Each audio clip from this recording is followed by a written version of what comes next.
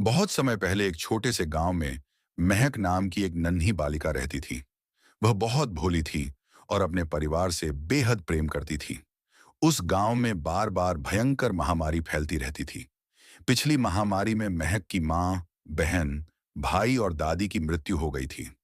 उससे पहले की महामारी में उसके दादा दादी, चाचा चाची और उनके बच्चे भी चल बसे थे। अब पूरे परिवार में केवल महक और उसके पिता ही बचे थे। महक अपने पिता की बहुत लाडली थी। पिता भी उसे अपनी जान से ज्यादा प्यार करते थे। महक को लगता था कि उसके पिताजी ही उसकी पूरी दुनिया है।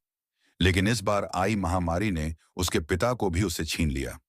पिता की मृत्यु से महक का संसार उजड़ गया। वह भीतर से पूरी तरह टूट गई।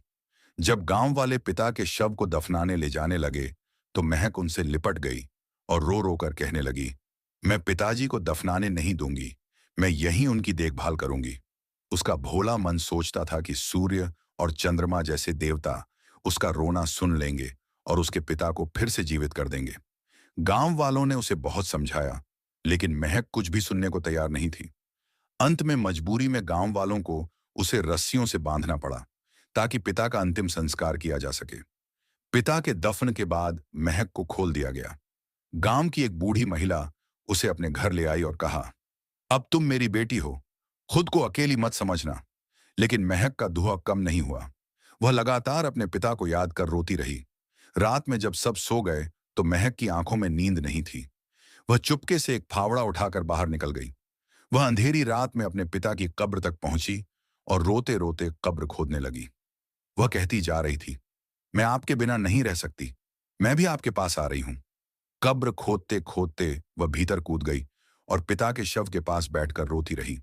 थक कर वहीं उसे नींद आ गई। कई दिनों बाद जब उसकी आंख खुली, तो उसने एक अद्भुत दृश्य देखा।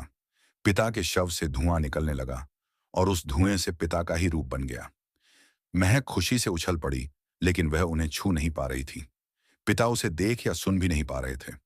तब महक को समझ आया कि यह उनके पिता की आत्मा है। पिता अपनी चीजें लेकर कब्र से निकल गए। महक भी उनके पीछे पीछे चल पड़ी।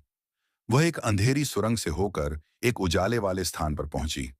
वहां एक पूरा गांव बसा था, जहां उसके सारे मृत परिजन जीवित दिखाई दे रहे थे। माँ, दादा दादी, भाई बहन, सब। लेकिन वहां कोई भी महक को देख नहीं पा रहा था।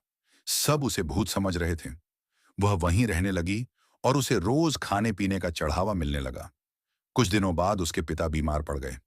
एक पुजारी ने पूजा करके बताया कि कोई जीवित मनुष्य इस लोक में आ गया है। मंत्रों के द्वारा महक को बुलाया गया। तब सबको पता चला कि महक अपने पिता के प्रेम में इस लोक तक चली आई है। पुजारी ने महक को समझाया, बेटी, यह मृत आत्माओं का लोक है। तुम्हें अपने असली संसार लौटना होगा। तुम जीवित हो, तुम्हारा यहां रहना प्रकृति के नियम के खिलाफ है। महक ने रोते हुए कहा, अगर मेरे यहां रहने से पिताजी ठीक हो सकते हैं, तो मैं लौटने को तैयार हूं। मंत्रों के साथ महक को वापस भेज दिया गया। जब उसकी आंख खुली, तो वह उसी बूढ़ी महिला के घर में थी। समय बीतता गया। महक बड़ी हुई, उसका विवाह हुआ, बच्चे हुए, फिर पोते पोतियां भी। उसने एक लंबा और सुखी जीवन जिया।